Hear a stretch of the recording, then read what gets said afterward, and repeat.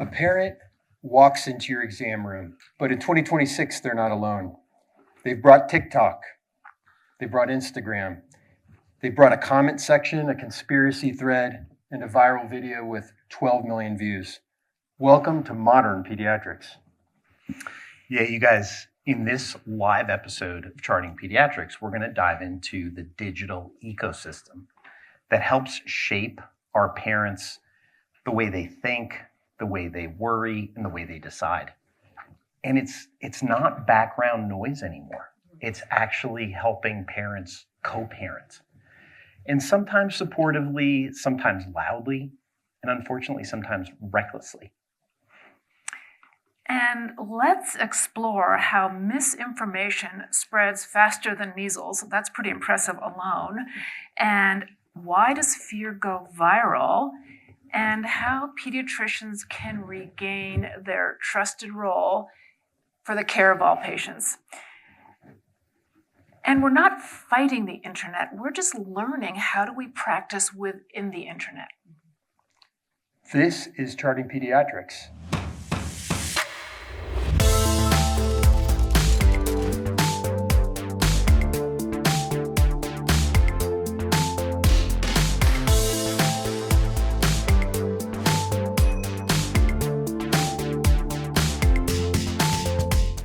I'm Dr. David Brumbaugh, practicing pediatric gastroenterologist and the chief medical officer here at Children's. And I'm joined by my two amazing colleagues, Dr. Dan Nicholas and Dr. Allison Brent. Thanks, David. I am a general academic pediatrician and an educator. I'm the medical director at the Pediatric Call Center here and also the clinical medical director of the Child Health Clinic, which is our primary care medical home. And I'm a pediatric emergency medicine physician here at Children's Colorado and also have the honor to be the medical director for the physician relations team. And all three of us teach at the University of Colorado School of Medicine. Thank you both. And now I'm happy to introduce our guest of honor. We're so excited to welcome Dr. Mona Amin to the stage, as well as to Colorado, flying in all the way from South Florida. She's a board-certified pediatrician, mother of two, and founder of the incredible podcast, the PedsDocTalk, which is part of her globally recognized platform, PedsDocTalk, reaching over 2 million people with evidence-based guidance, actionable tips, and reliable insights on child health, child development, and parenting. Mona, welcome to the podcast. Thank you for having me. Thank you for that wonderful, beautiful intro, and so happy to be amongst great company today. So Mona, from your perspective as an expert in this space, how would you describe the current landscape of parenting with the influence of social media and how it's impacting how parents are entering a pediatrician's office? You know, I recently recorded a podcast episode on my own podcast called Parenting in 2026 like we're in 1996. And part of that was the fact that in 2026, we are dealing with parents with a lot of over-information. And over-information is not always healthy, right? Back in the day, you maybe had your aunt, your mom, the pediatrician, your best friend to give you guidance. Now you have those people, plus all the people online that are telling you to do this. This isn't safe for your child. This is safe for your child. Don't get this. Drink raw milk. Do this. And so the parent is now not only parenting their kid, they're getting so much information from so many different people. And so that overwhelm is there. Number one, so parents are starting to lose their intuition. And then number two, so much of that information is misinformation. And we know that. You mentioned, it's spreading faster than measles. And I'm seeing that every day when I create content, when I'm looking at what content to create, that parents are just overwhelmed, they're misinformed. And at the end, they're just trying to do the best for their child with a lot of bad info out there. It's an amazing thought. Intuition lost in the face of overwhelming information. Mm-hmm. So I've actually seen this play out in real time. I was in the office a couple of weeks ago and I had a child who was struggling with sleep. And we know a lot of the times that sleep hygiene is probably at the root of the problem. But the mother asked me about tart cherry juice. And she said it has really good evidence, and I was like a little taken aback because I had never heard of that. And I came out of the room and I mentioned it to some of my colleagues, nurses, medical assistants, other providers, and they said, "Oh, that's a big TikTok sensation right now." So anyway, how do you feel social media has changed the way parents understand or misunderstand health information? So we are getting consumed and bombarded with so many micro moments of content. So, maybe you read a newspaper back in the day, maybe you read an article. Now imagine getting multiple 3 minutes or 90-second clips as you scroll. That is your brain as a parent getting fed so much information at so many different times. So we talked about that over information. But with that comes, what do I do with this information? And how do I make sense of that? So you are now, as a general pediatrician, subspecialist, wherever you are in the ecosystem of being a pediatric doctor, you are now having to do all the work that you do and also combat or provide nuance or explain that information to that parent. So not only has it made the parent's job harder, I think it's also made our jobs harder to be able to say, what are you talking about, tart juice? I mean, there's a laundry list of things that I hear and I'm like, oh my. And that's kind of what started PedsDocTalk. I would get people coming in with what sounds like the most benign things, but I'm like, why are you worried about this? Like, this should not be from all the things that we can worry about as a parent. Let's talk about why we're dealing with this, why you feel concerned about what you read online, and let's combat that with the education we have, with the evidence we have, and with the experience we have. And so much of that does not come on social media. I think anyone who consumes content or creates will know that a lot of what's happening is not nuanced, right? Because nuance isn't sexy. You get views by clickbait, right? This is harmful. You don't do this. You can't do this. You're going to get this vaccine. Something's going to happen.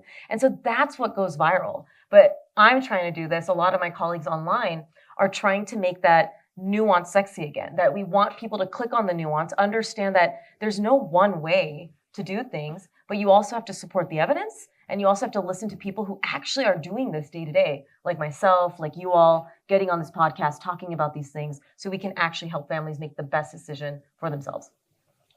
So Mona, let's get down to the nitty gritty. Give us a really juicy example, sexy or not sexy, about where social media impacted a family's decision, either good, bad, or indifferent. So I think the biggest example here that anyone can relate to is vaccines. And I'm going to give the example of what happened in my office and then maybe one positive thing about what happened online. So in the office, I think we all have that feeling if you're a general pediatrician, you're starting that conversation and then you're like, so today's vaccines are going to be blah, blah, blah, right? And then you get that pause, the parents look at each other, and then you sense that this is going to be a long conversation. And so, I see that. They start to say, well, we're not going to do that today. And then already you're like, am I going to have to spend 20 minutes in this battle? And so then I say, why are we thinking that? Well, I read online that, there's microchips, or I read online, the one that comes to mind right now is that I read online that it causes autism, which we know has been said for many years now. And then I talk them through it. I explain what we know. I explain how I vaccinate my own children on schedule. And in that situation, the parent said, no. And a lot of the times what I'm noticing is that it's often friction between the caregivers too. It's mom maybe wanting to do it, and dad saying, I'm absolutely not, or vice versa. And so that is an example of like when I'm trying to get through to them and in a small visit that we have, know that they say, okay, well, we're not going to do this. And then on the flip side, when I get those messages online, because I have actually a free vaccine guide that I have created that's available for everybody. It goes through every single vaccine, why it was created, everything I've seen clinically, the side effects, the benefits, why we need to do this. And I'll make that available for my platform. And there was a mom who messaged me, and I get multiple messages like this that say, hey, my husband was on the fence, or I was on the fence, and we read your vaccine guide, and we ended up vaccinating our kid on schedule. And he's doing great. And I want to thank you for taking the time to just explain things so beautifully that didn't feel like you were judging me, that made me feel like you were just providing evidence and information, and that I, as a parent, got to make that choice for my kid. And that, to me, shows the two sides, right? And to be honest, as a clinician, it can be so hard having those conversations in the office because of time. Like, I don't want to I've been there. I was in a 40 to 45 patient a day practice. And the moment you feel that dissent, you're like, okay, I'm going to be stuck here. There's going to be patients waiting, knocks on the door. And so I created this platform with the mission of like trying to help myself and my colleagues have a way of saying, here's an information if you want better reading that's not misinformation. And I think we can do that so well and direct people to the right resources if we can't do it ourselves online. So, Mona, I think that was beautiful. And I think all of us want to hear how Dan responded to the family about the tart cherry juice. But before we hear that, I'd love to hear your thoughts on the biggest mistakes that clinicians can make in responding to families that have brought in information that they got on social media that's misinformation. So I do a lot of parenting education on my platform. And the reason I'm bringing that up is that how you would speak to a child is similar to how you would speak to someone who's not agreeing with you, right? If your child is going through something and you're like, just, it doesn't matter, what are you talking about? They're going to stop listening to you. But if your child comes to you and says, hey, mommy, I feel this way. And you're like, hey, tell me more about it. Like, what makes you feel that way? Already you've created the connection.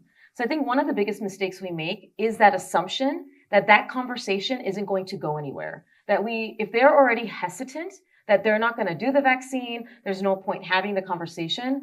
But I always like to put our patients into buckets. You have the pro-vaccine that are like, get me anything. You have a vaccine, I'll take all of them together today. Then you have your absolutely not, big pharma's a sham, you're a shill. Those families you're not really going to get through, right? They've made their decision up. But then you have the large majority that's vaccine curious and vaccine hesitant. And I think we make the mistake of thinking those families we can't get through to. So the first thing you got to do is validate, which is what we talk about so much in parenting, right? I hear what you're saying, and that can be scary. As a parent, I would feel the same way when we're putting something into our kid's body. But tell me what you heard. Tell me where you're coming from. What did you read? What did you listen to? And then once you hear where they are, like, I read about this autism.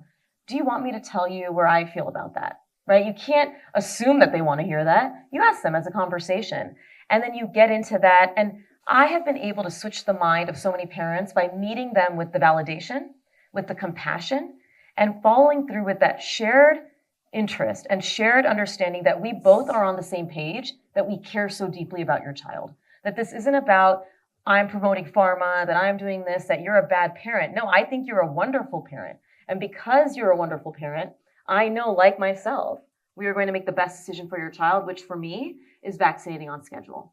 And once they hear that I'm not this like monster that's like, well, then get out of my office. Like, you don't need to be here. Like, what are you doing? I've just opened the door to communication. I've opened the door for them to feel safe to ask the questions. And even if they don't get it that day, which I've had situations, I say, hey, look, I'm always here. You can come back tomorrow. You can come back next week. I will always be open for you to get this. And I've had so many parents come back the next week and say, hey, I ended up getting the vaccine. Or they do one vaccine at a time because that's what they want to do. And I say, hey, we can do them all together next time. And they're like, doctor, you're right. The kid did great. And I'm like, I know. And then they end up getting them all together. And rather than saying, you have to do it this way, you can't do this, I've just opened up this door of validation, communication, and that I am on your team versus that this is us versus them. And then that second mistake I think we often make, and we talked about this the other day, is the ego that we sometimes create, that if you're not listening to me, the expert, you don't know what you're talking about. Parents are the experts for their children. They want the best for their kid. So we have to drop that ego and say, I need to listen to this parent in front of me. I need to listen why they're concerned so that I can better combat that issue versus going on tangents that don't really matter, then that they're not really worried about. I feel so lucky that a part of my job is to train residents I love in it too. primary care. And I think one of the things that I try to impart is that connection with patients in primary care is one of the most powerful things we do. It is actually one of the greatest healing powers we have, is to sit and listen. And you've just described how to do that effectively. How do you do that effectively, as you described, without validating misinformation? I think that the phrase I like to use is that we are in agreement about their understanding, but we're not in agreement about their conclusion. So what that means is that you can feel like worried about your child, but you're never going to drop the evidence that you know. And that's how you stay true to what we know. So an example of how I do this is say, hey, I know that you're concerned about the autism risk.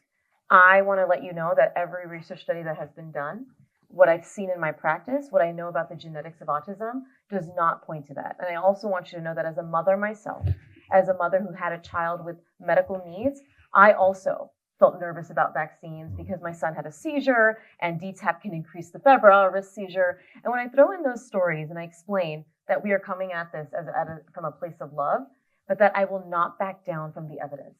And so they are never going to be able to sway me in saying, well, vaccines are dangerous. And so when it gets to that point, I've had to say, it sounds as if we are in disagreement of where the science is at right now. We are in disagreement of where things stand. And I want you to know that I will always be available if you want to discuss what that means for the future. But as of right now, you can't ever let me say that that's not a safe thing to do, that the benefits don't outweigh the risks.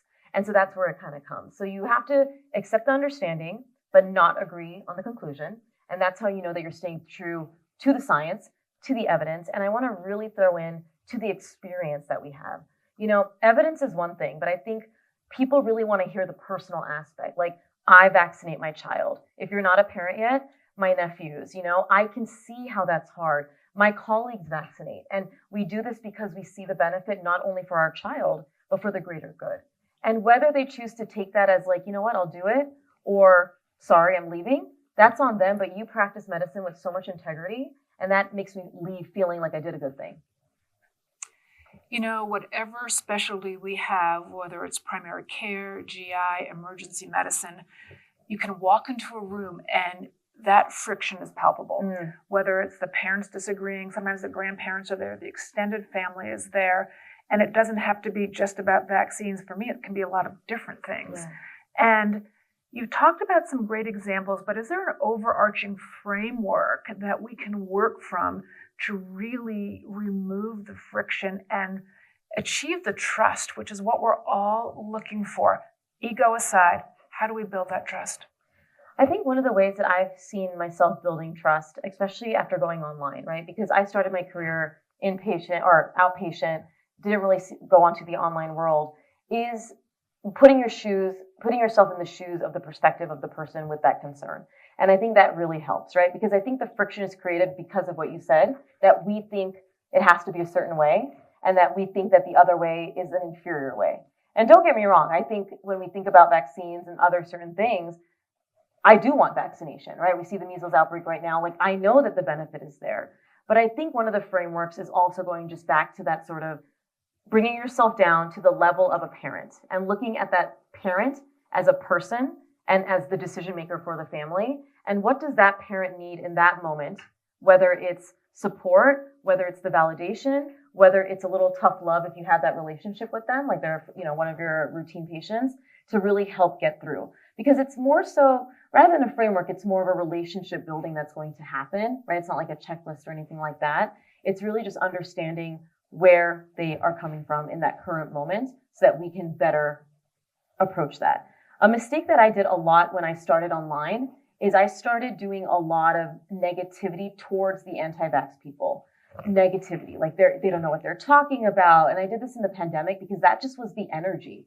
And I changed the way I did that online. So now I go forth with a little more like, if you're watching this and you do not promote vaccines, I just want you to know that if something happens to your kid, we will treat your kid, because that's what we do.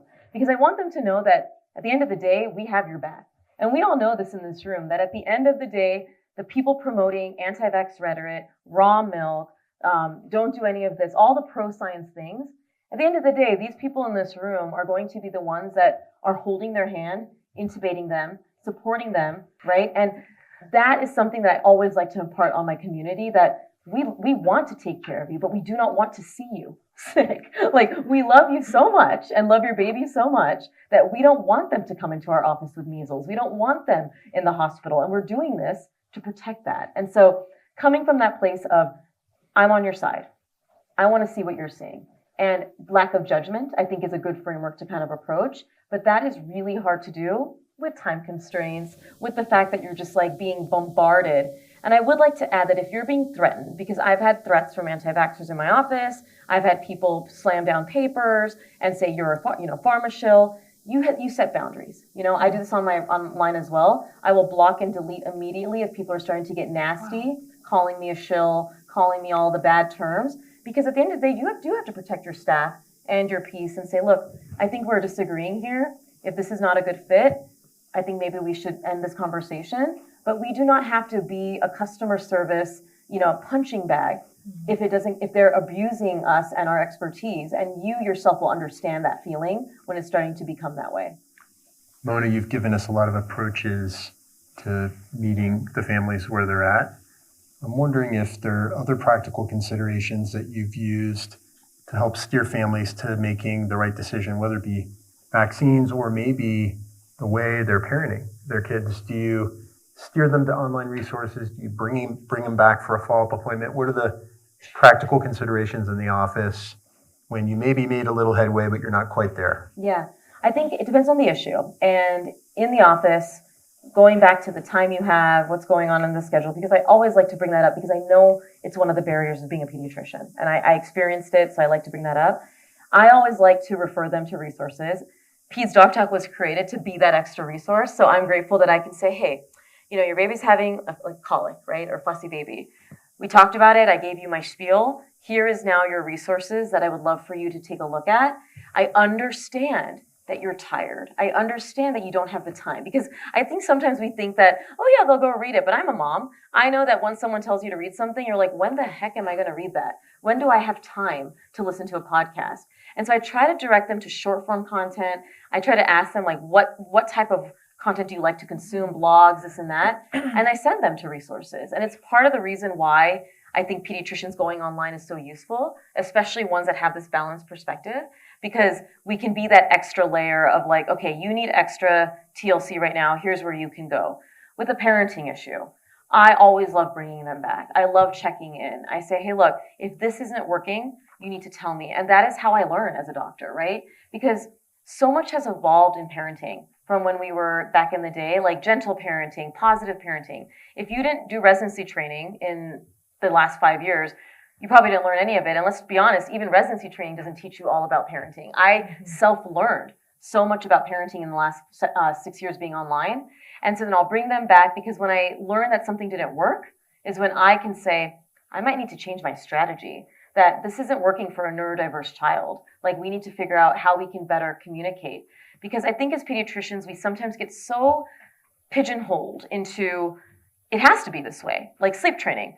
You're going to do Ferber, you're going to do this, but then we also have to understand that a lot of parents don't like Ferber. A lot of parents don't like the idea of crying. Some of them do co-sleep. How am I going to meet that parent where the safety is intact? I can support them, but that I can also give them the evidence, give them the education that supports them, and again, meets them where they are.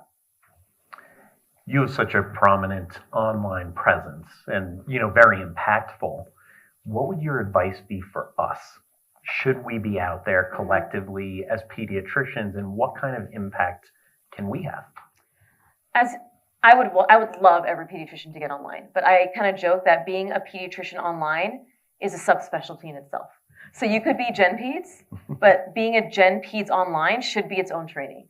Because I've had to self-learn a lot. And if you're online, you got to get ready for a lot of negativity. I mean, trolls, threats, all of it. And it took me creating a very strong backbone and thick skin to get through it. And it wasn't easy. It took a hit on my mental health. The reason I bring that up is that it's not easy to be on social media. You have to enjoy it. You have to enjoy thinking on the fly. You have to enjoy creating videos. You have to enjoy it. You got to stay consistent. And so if you can't do that, don't get on. You got to post to grow, right? And that's just the reality.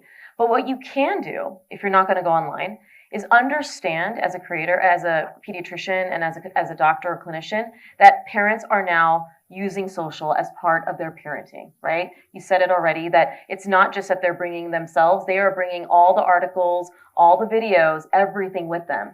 And know that it's not just tia or abuela helping them, it's everybody, everything that they're consuming online is now part of their support system. And so recognize that, work with it, because you can't dismiss it. You could be someone who's never been on social media, even as a consumer, but to dismiss social media and say, well, why do you talk about, this before bed? Don't give your kid this, don't do that. They're just going to lose that connection with you, and then you've just lost an opportunity to connect. So get online if you feel like it. If you don't, direct them to resources that you appreciate. And more doctors are coming online. I think I'm one of 10 that are really prominent online right now.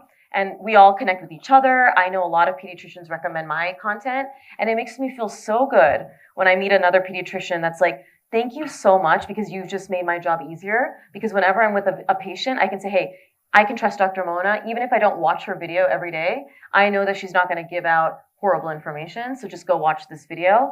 And that is how you can help support the online, elevate the information that's good, and the voices that can drown out all of those clickbaity misinformation videos. So Mona, let's switch gears now. We're going to look into the future scope.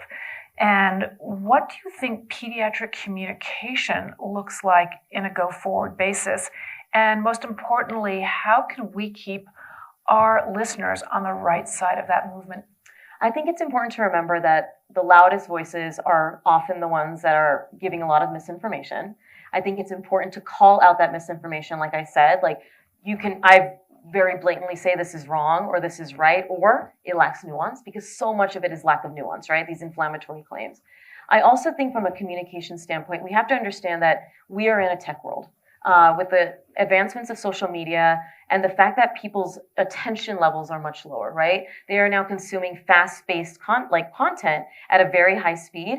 People need this very fast. So know that you're dealing with that. Know that AI is now taking very much of a control. Like you said, parents are now coming in, not Googling AI, and AI is pretty impressive. Like I've done AI and I'm like, oh shoot, is this going to take over our jobs? But you got to understand that AI, telehealth, tech is the future of medicine. And so rather than saying, well, it doesn't matter, it's not going to do anything, and rather than saying I'm going to just work against it, you got to figure out how you're going to make it part of your team. How am I going to use this? How am I going to say, hey, you know what? You had this concern, and I've done this with sleep. My parent was coming in, and I didn't have time in that visit to go through an entire sleep schedule. So I told the parent, I want you to go into AI, because we've talked about it, and it's sleep. Have them create a routine day by day for your child with these parameters. And they put it in their phone right in front of me. It spit it out. I looked at it and I was like, dang, that's pretty good. And then it was great. And so you can use those tools in your office. Like it's on your computer. Like have the parent understand that AI, telehealth, social media can be your team in the office as well, I think is how we're going to better utilize this communication in the future. Well, Mona, thank you so much for our time together today. This has been incredible information for us, for all of our listeners. I feel like I'm talking to such a great role model for what modern pediatrics looks like. And thank you also for making content that's available to families across really the world. So it's been such a pleasure. Thank you. It's a job I love, and I say it's a job because it is a full-time job for me now to create content. And every time I get something like that, I had a parent tell me yesterday online that you have made me a better parent. And it's such a simple content. Like you just make me feel like a better parent.